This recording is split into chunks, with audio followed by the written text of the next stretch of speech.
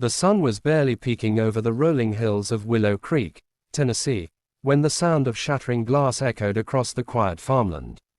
Two identical girls, no older than 16, stood frozen in the doorway of their family's barn, their faces pale as they stared at the wreckage of their father's prized tractor. The words "Freak Twins" were spray-painted in ugly red letters across the side, dripping like blood onto the dirt. This wasn't just vandalism. This was war. Hey, if you're new here and love stories of underdogs fighting back, hit that subscribe button and join our community. We're just getting started. Leela and Luna Harper were twins born minutes apart with chestnut hair that fell in waves and eyes that seemed to hold secrets older than their years. They were inseparable, two halves of a whole, raised on their family's modest farm where they milked cows before dawn and hauled hay until dusk. But to the kids at Willow Creek High, they were outsiders. Farm girls. The popular crowd sneered, mocking their calloused hands and faded overalls. The twins never fought back. Not with words, not with fists. They'd just lower their heads and walk away, their silence louder than any scream. But that morning, staring at the ruined tractor, something inside them snapped. This wasn't just about them anymore.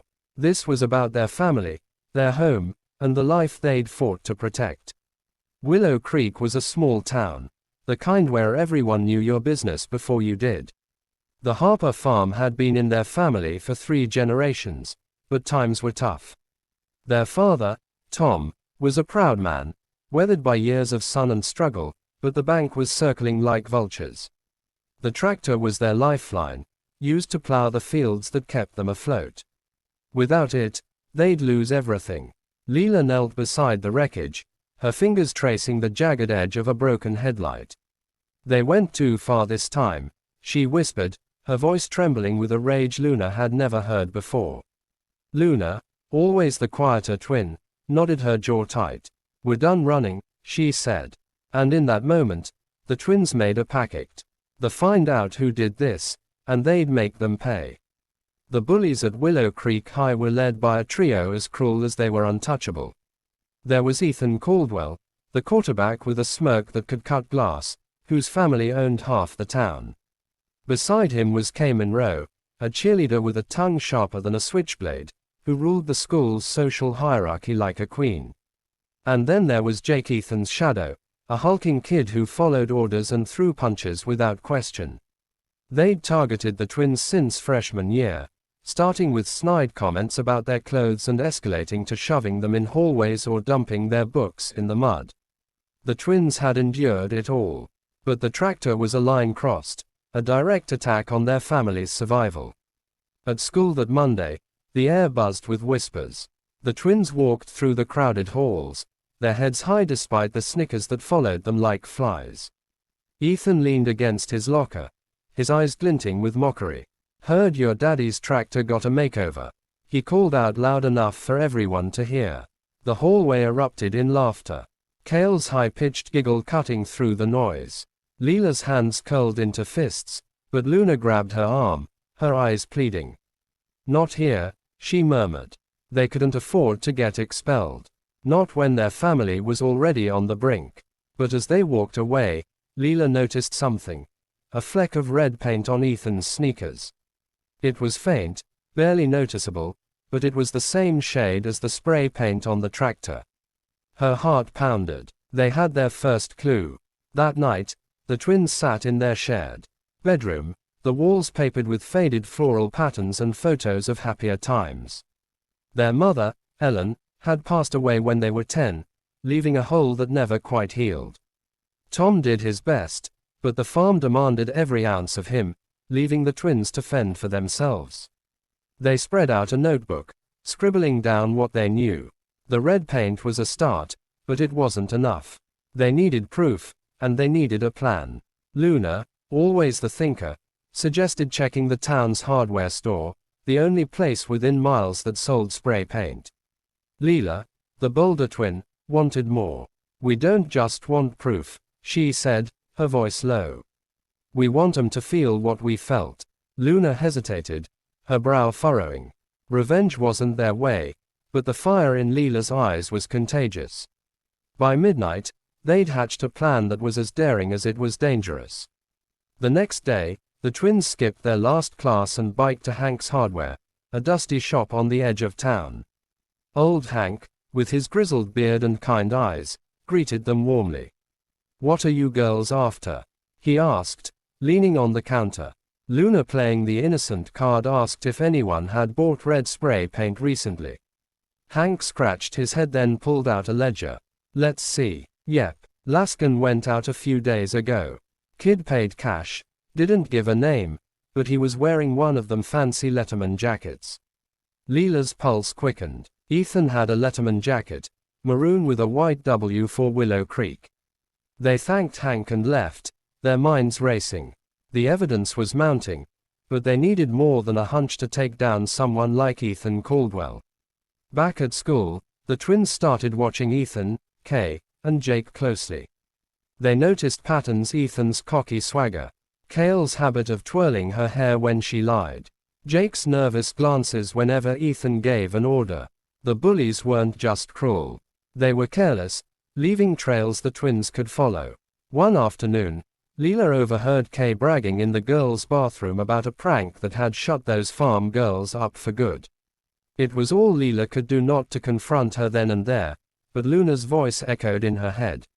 One need proof. So, they waited, biding their time, their plan taking shape like a storm gathering on the horizon. The twins' plan hinged on the town's annual Harvest Festival a week away. It was Willow Creek's biggest event, drawing everyone from the mayor to the local drunks. The festival culminated in a talent show broadcast live on the town's public access channel, where Ethan and Kay were set to perform a cheesy duet to cement the golden couple status. It was the perfect stage for the twins to strike. They spent every night in the barn working under the flicker of a lantern.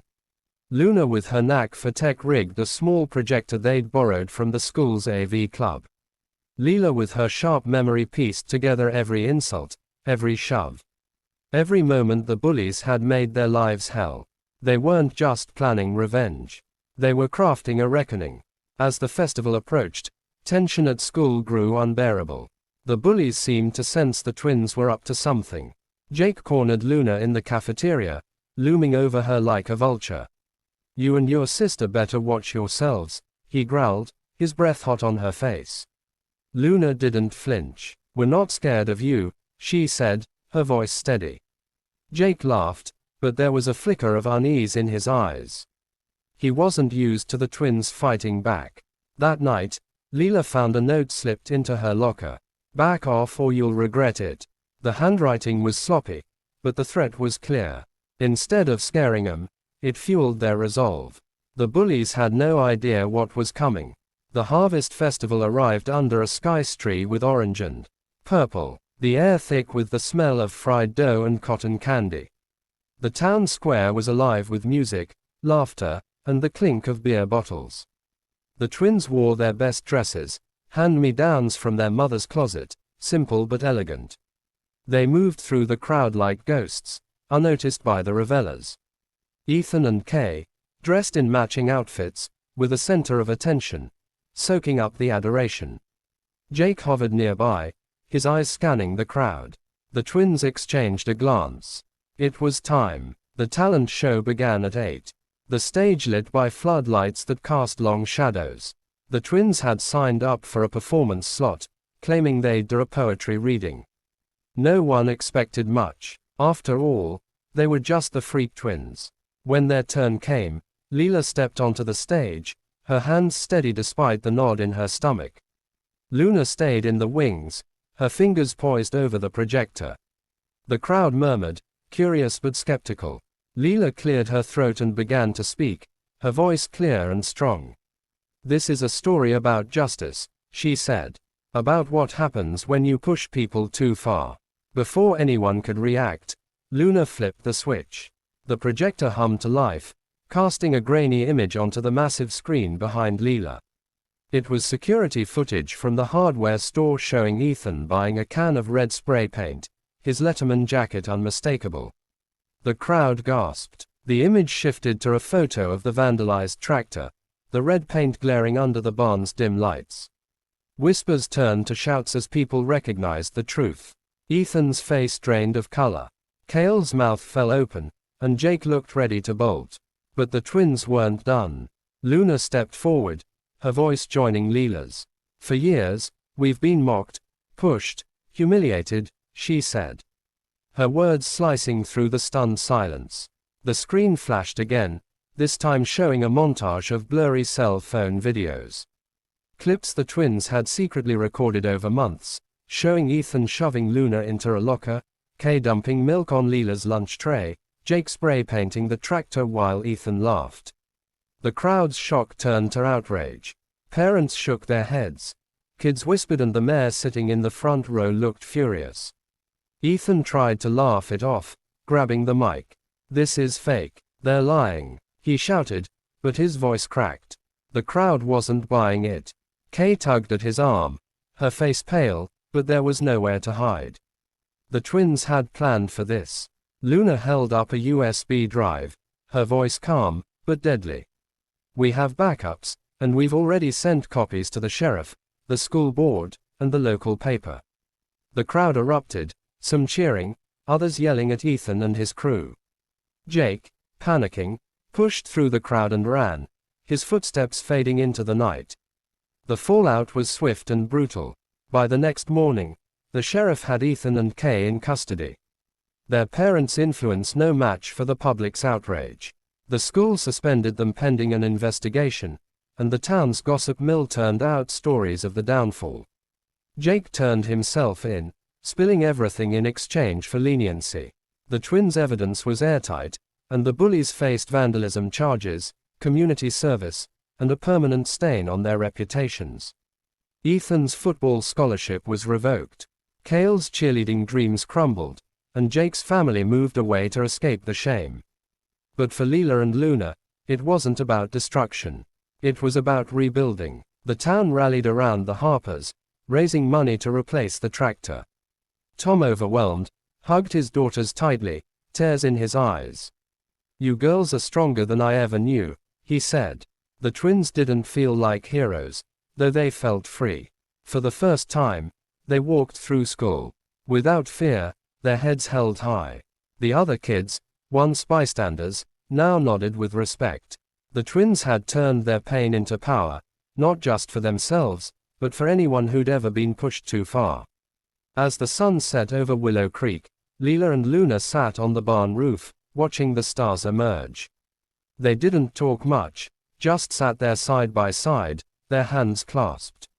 They'd faced the worst and come out stronger, their bond unbreakable. The farm was safe, their family was whole, and the bullies who'd laughed at them were the ones running now. Life wasn't perfect, but it was theirs and they'd fought for it. Thanks for watching this story of courage and comeback. If it moved you, give it a thumbs up and share it with someone who needs to hear it. And let us know in the comments from which part of the country are you watching this video. We'd love to hear from you. Until next time, stay strong and never stop fighting for what's